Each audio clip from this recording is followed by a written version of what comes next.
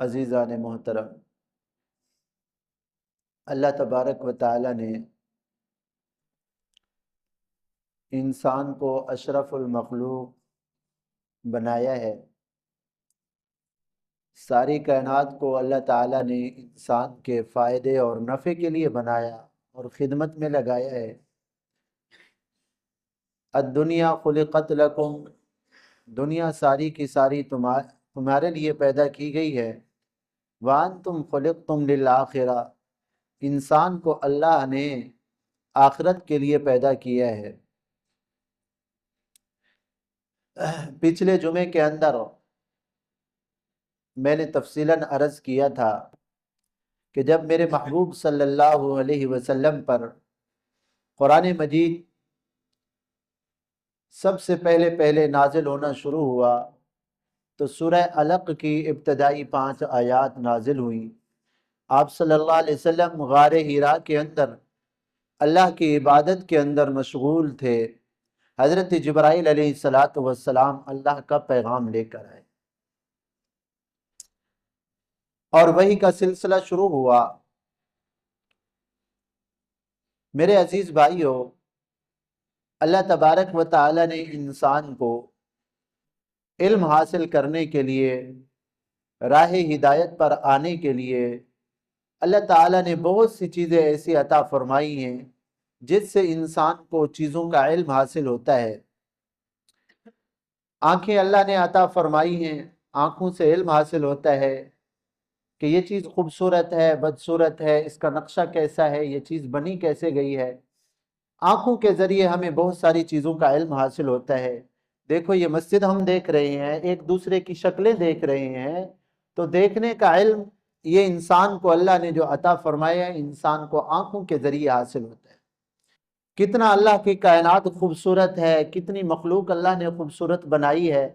ایک منٹ کے لیے آپ سوچیں، اگر انسان کی آنکھیں نہ ہوں تو انسان کو کچھ بھی پتہ نہ چلے کہ کیا ہو رہا ہے، کیا ہے۔ یعنی انسان کو اتنا ہی محسوس ہے، جتنی جگہ پہ اس کے پاؤں موجود ہے نا، اتنا ہی اس کو علم ہوگا کہ کائنات اتنا ہے۔ بس آنکھیں نہ ہوں نا تو اتنا وسیع عریض کائنات، سورج اور شمس اور چاند سورج کا نظام، ستاروں کا نظام، آسمان کا نظام، اور زمین کے اوپر پہاڑ، دریا اور ندیاں، نہریں، جانور اور خوبصورت پھول، اگر آنکھیں نہ ہوں تو انسان کو ان کا کچھ بھی علم حاصل نہیں ہو سکتا۔ ہو سکتا ہے؟ نہیں ہو سکتا۔ انسان کو صرف اتنا ہی علم ہوگا جتنا جگہ پہ اس کے پاؤں ہے کہ بس کائنات اتنا سی ہے بس۔ تو علم حاصل کرنے کے لیے، سدھرنے کے لیے، اپنی قدرت اور اپنی ذات کو سمجھانے کے لیے اللہ تعالیٰ نے انسان کو آنکھیں عطا فرمائی، اور انسان کو پھر اللہ نے کان عطا فرمائے ہیں بات سننے کے لیے۔ سننے کی وجہ سے بھی انسان کو علم حاصل ہوتا ہے۔ ہمیں جتنا بھی علم حاصل ہوتا ہے نا، ہم پڑھتے ہیں، پڑھاتے ہیں، ہم دوسروں کی باتیں سنتے ہیں، یہ سارے کا سارا علم ہمیں ان کانوں کے ذریعے سے ہمیں حاصل ہوتا ہے، ہمارے دل و دماغ کے اندر محفوظ ہوتا ہے۔ ایک منٹ کے لیے آپ سوچیں، اگر انسان کو اللہ یہ سننے کی طاقت نہ دیتے تو انسان اتنا چیزوں کا علم بھی حاصل نہ کر سکتا، یہ دنیا کی ترقی بھی نہ ہوتی۔ تو کانوں کے ذریعے بھی انسان کو علم حاصل ہوتا ہے، آنکھوں کے ذریعے بھی انسان کو علم حاصل ہوتا ہے۔ کھٹے اور میٹھے کا علم اور ذائقے کا علم اللہ نے انسان کو زبان کے ذریعے عطا فرمایا ہے، اور اچھی خوشبو اور بدبو کا علم انسان کو ناک کے ذریعے حاصل ہوتا ہے۔ ہاتھوں کے ذریعے پکڑ کر انسان چیزوں کا جو ہے نا محسوس کرتا ہے، یہ چیز اچھی ہے، بری ہے۔ اب کبھی ایسا ہوتا ہے کہ ان چیزوں کا علم ایک محدود دائرے کے اندر ہے، اس کا علم محدود ہے۔ جہاں تک ہماری نگاہ کام کرے گی وہاں تک ہمیں صحیح نظر آئے گا، جہاں ہمارے کان صحیح کام کریں گے وہاں ہم بات کو سمجھ سکیں گے۔ لیکن کبھی ایسا بھی ہوتا ہے کہ یہ چیزیں خطا کرتی ہے، نظر کمزور ہو جائے تو ٹھیک دکھائی نہیں دیتا، یا دور سے آدمی دیکھ کے پتہ چلتا ہے یار یہ کوئی جانور ہے، نظر صحیح کام نہیں کر رہی ہوتی، لیکن قریب آتا ہے تو پھر پتہ چلتا ہے یہ تو انسان ہے۔ تو ان چیزوں سے علم جو حاصل ہوتا ہے، اس سے خطا ہو سکتی ہے، غلطی ہو سکتی ہے۔ اللہ نے اس سے ایک اور علم کا ذریعہ، سدھرنے کا ذریعہ انسان کو اللہ نے عطا فرمایا ہے، وہ ہے عقل۔ وہ عقل ہے۔ عقل اتنا بڑی کام کرتی ہے، ابھی تک جو چیزیں، جو حالات آئے نہیں، انسان کا عقل اس کے بارے میں پہلے سے منصوبہ بنا کے بیٹھا ہوتا ہے۔ عقل بہت بڑی نعمت ہے۔ حدیث پاک میں آتا ہے عقل کو اللہ تعالیٰ نے جب پیدا فرمایا نا تو روشن تھا، چمکتا ہوا تھا عقل۔ تو اللہ تعالیٰ نے فرمایا تیری وجہ سے میں بہت سے لوگوں کو جو ہے نا مرتبہ بڑھاؤں گا، اور بہت سے ایسے ہوں گے ان کے پاس عقل نہیں ہوگی تو درجہ کم ہو جائے۔ آپ خود سوچیں، ایک اچھا بھلا انسان ہے، صحت مند تندرست ہے، لیکن عقل کی نعمت سے فارغ ہے، خالی ہے، تو سارے اعضاء بیکار ہے، سارے اعضاء بیکار ہے۔ اس کو کچھ بھی پتہ نہیں ہے کہ پاکی ناپاکی کیا ہے، اچھی اور بری چیز کیا ہے۔ مجنون پاگل آدمی کو کچھ پتہ ہوتا ہے، حالانکہ ساری چیزیں ٹھیک ہو رہی ہوتی ہے۔ اب انسان کی جو عقل ہے، اسی عقل کی وجہ سے تو آج دنیا اتنا ترقی کر رہی ہے۔ انسان ہواؤں میں اڑ رہا ہے، فضاؤں کے اندر اڑ رہا ہے، ہوائی جہاز چل رہے ہیں، راکٹ بنایا، پتہ نہیں کیا۔ یہ کس نعمت سے بنایا؟ عقل والی نعمت سے۔ اور انسان کی ہدایت کے لیے پھر انسان کی عقل بھی کافی نہیں ہے، اس میں بھی غلطی ہو سکتی ہے، بلکہ بہت ساری ہوتی ہے۔ انسان اپنی سوچ کے مطابق ایک کام شروع کرتا ہے، بعد میں اس کا نتیجہ اچھا نہیں نکلتا، غلطی کھا جاتا ہے، انسان کہتا ہو مجھ سے غلطی ہو گئی جی۔ اور اس عقل نے انسانوں کو دھوکہ بھی دیا۔ وَيَقُولُونَ أَإِذَا مِتْنَا وَكُنَّا تُرَابًا وَعِظَامًا أَإِنَّا لَمَبْعُوثُونَ، لوگ کہتے تھے مرنے کے بعد انسان کے سارا اعضاء، سارا جسم مٹی مٹی ہو جاتا ہے۔ جب انبیاء علیہ السلام نے آ کے خبر دی نا کہ مرنے کے بعد دوبارہ بھی زندگی ہے، انسان کی عقل اس جہان تک کام کرتی ہے، مرنے کے بعد کیا ہوگا انسان کی عقل وہاں رہنمائی نہیں کرتی انسان کی، وہاں انسان غلطی کھا جاتا ہے، خطا کھا جاتا ہے۔ پھر بعض لوگ ایسے بھی آئے کفار جو مرنے کے بعد دوبارہ اٹھنے کے قائل نہیں تھے۔ کیوں؟ وہ کہتے ہمارے جسم کو مٹی کھا جائے گی، ہماری ہڈیاں ریزہ ریزہ ہو جائیں گی، ہم دوبارہ کیسے پیدا ہوں گے؟ اب عقل کی رہنمائی کے لیے اللہ نے علم کا ایک ایسا ذریعہ عطا فرمایا جو غلطی سے پاک، جس کے اندر غلطی نہیں ہو سکتی، وہ ہے اللہ کی طرف سے اتارا ہوا علم، اللہ کی طرف سے اتارا ہوا کلام، اللہ کی طرف سے اتاری ہوئی وحی، انبیاء علیہم الصلاۃ والتسلیمات کے پاس جو اللہ کا پیغام آتا ہے، اس کے اندر غلطی کا کوئی امکان نہیں۔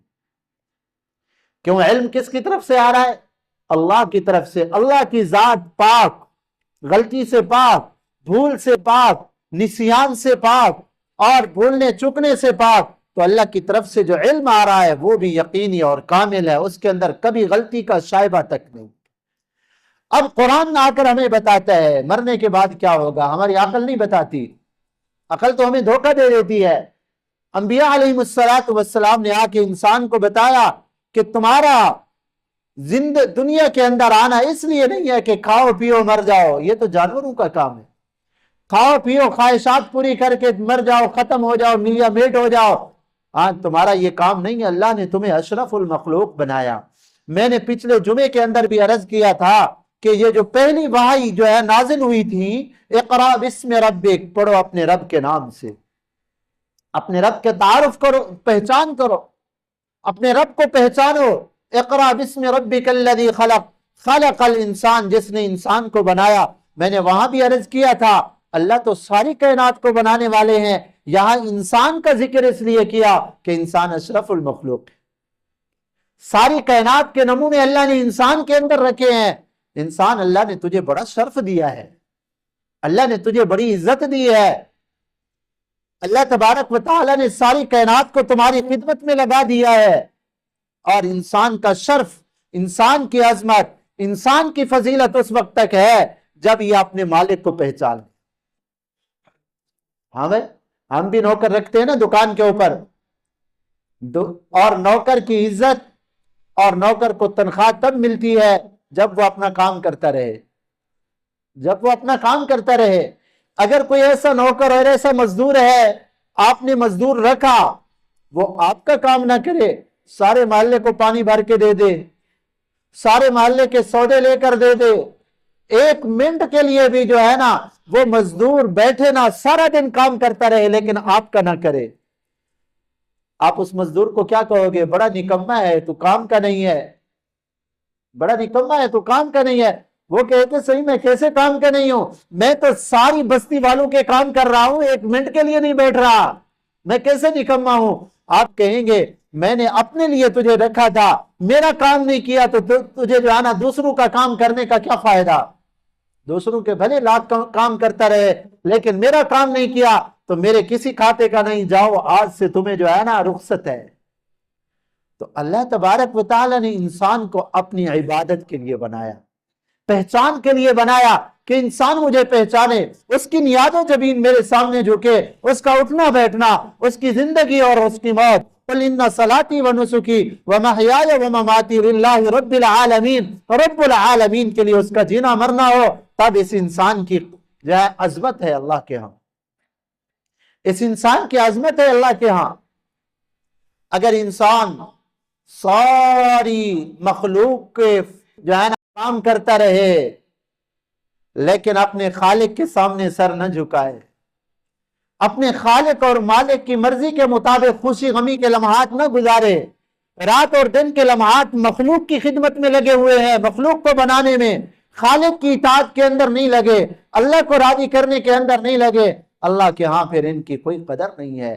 قرآن مجید اٹھائے ہم پڑھتے ہیں یعلمون ظاہرا من الحیات الدنیا وهم عن الآخرة غافلون فإنها لا تعمى الابصار ولكن تعمى القلوب التي في الصدور۔ اللہ تعالیٰ فرماتے ہیں یہ لوگ اندھے ہیں، ہاں اللہ ان کو تو نظر آ رہا ہے۔ اللہ تعالیٰ فرماتے فإنها تعمى الابصار فإنها لا تعمى الابصار ولكن تعمى القلوب، آنکھوں کی بینائی تو ہے ان کے پاس لیکن دل کے اندھے ہیں۔ اس دل سے اپنے اللہ کو پہچاننا تھا، انہوں نے اپنے اللہ کو، اپنے خالق مالک کو نہ پہچانا۔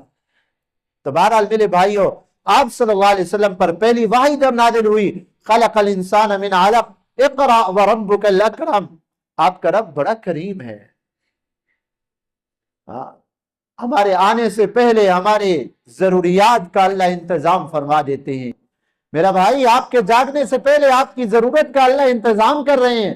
رات کو ہم میٹھی نیند سو رہے ہوتے ہیں، اللہ کا غیبی نظام ہمارے لیے دودھ کا انتظام کر رہا ہوتا ہے۔ صبح ان کو چائے چاہیے میرے بندوں کو، صبح ان کو، ہم رات کو سو رہے ہوتے ہیں، رات کو پتہ نہیں کہاں سے سبزیاں لوگ لوڈ کر کے آ رہے ہوتے ہیں، منڈیوں تک پہنچا رہے ہوتے ہیں کہ میرے بندوں کو یہ ضرورت ہے۔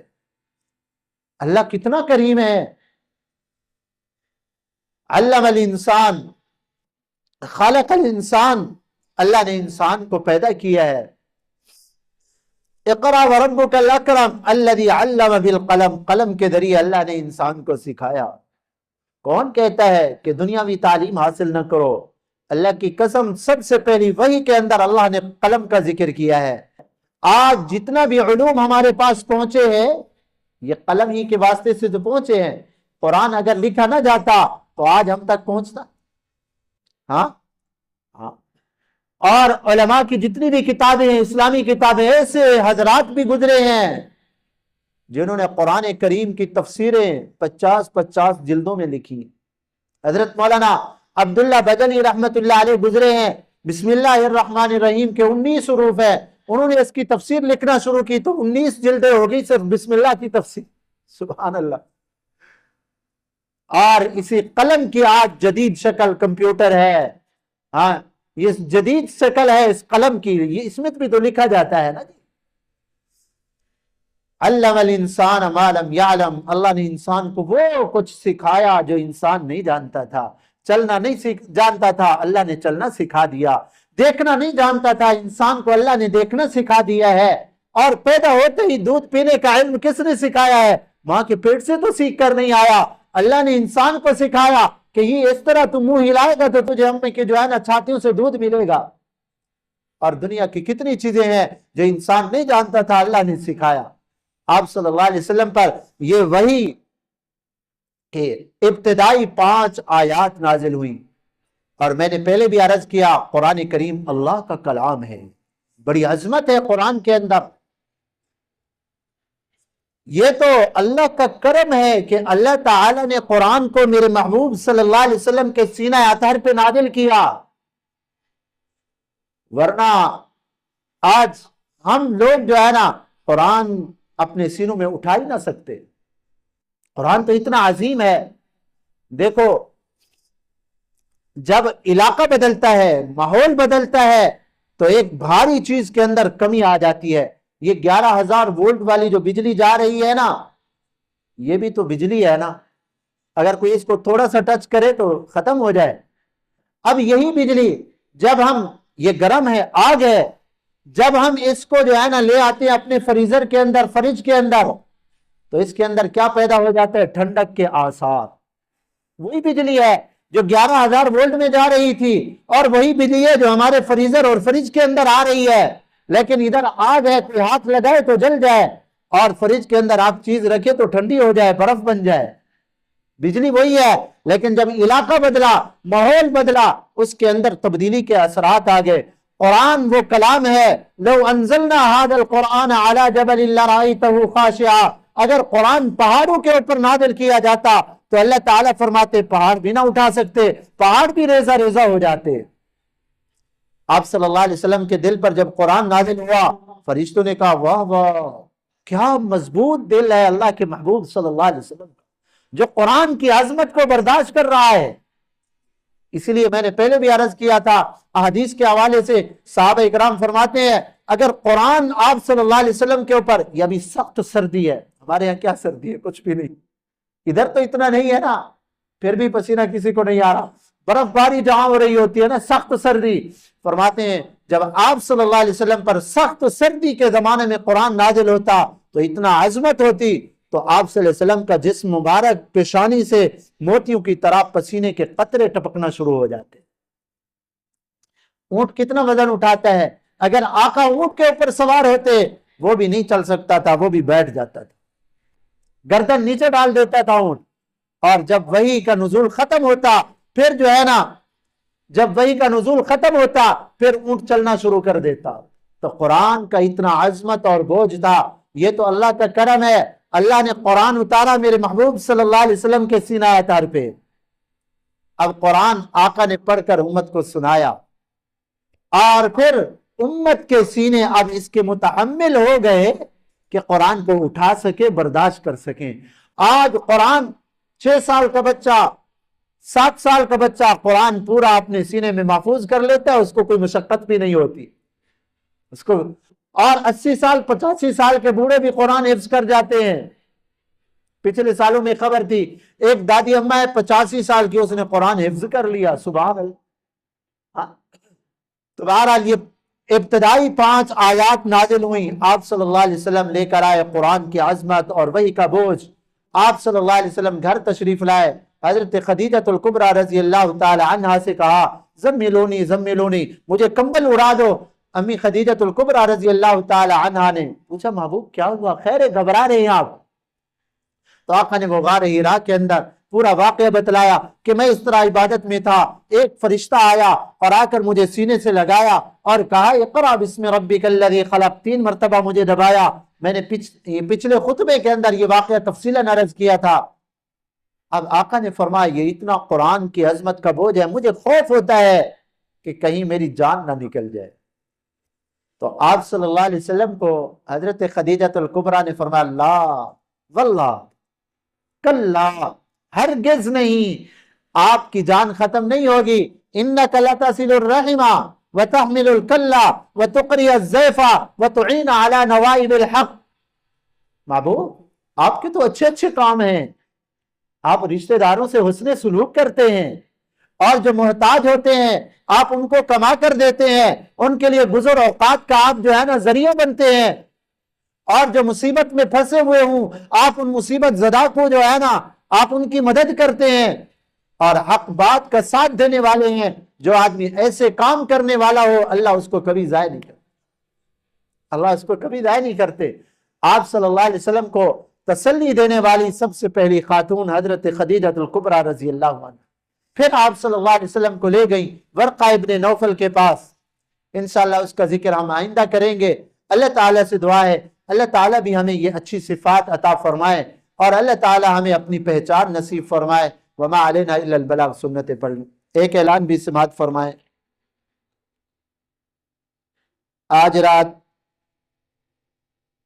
بعد نماز عشاء حضرت مولانا عیسیٰ سمو صاحب کا بیان ہوگا اسی شادی کے اندر بنگلے کے پاس.